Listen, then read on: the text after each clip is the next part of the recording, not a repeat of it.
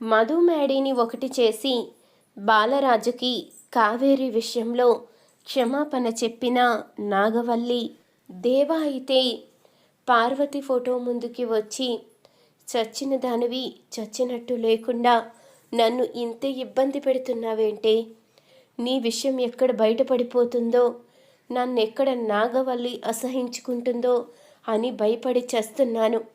ఈ విషయం నాగవల్లికి తెలిస్తే ఇక నా చాప్టర్ క్లోజ్ అయిపోయినట్టే. ఎట్టి పరిస్థితిలో కూడా నాగవల్లికి అసలు విషయం తెలియడానికి వీల్లేదు.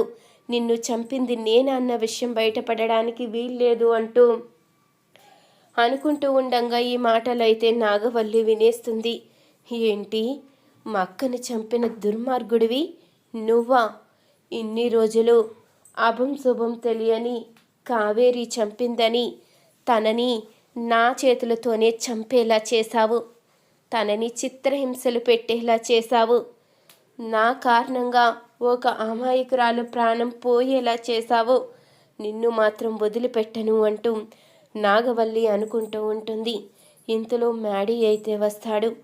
మనం పొరపాటు పడుతున్నట్టు చిన్ని వాళ్ళమ్మ మీ అమ్మని చంపలేదు. చిన్ని వాళ్ళమ్మ నిర్దోషి, తను అమాయకురాలు.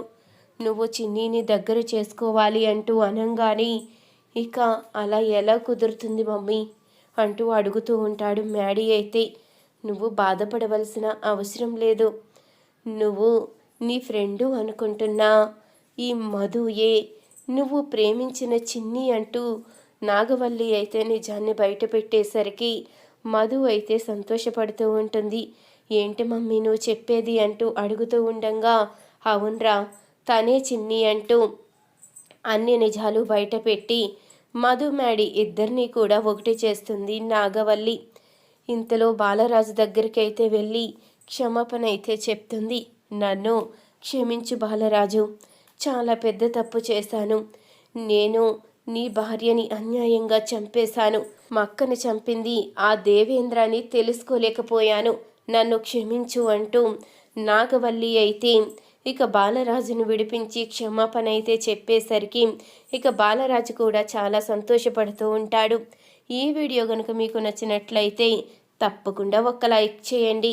మా ఛానల్ని సబ్స్క్రైబ్ చేసుకుని పక్కనే ఉన్న గంట సింబలపై ఆల్ అని క్లిక్ చేయండి. అప్పుడే మేం పెట్టే ప్రతి వీడియో మీరు మిస్ కాకుండా చూసేవచ్చు.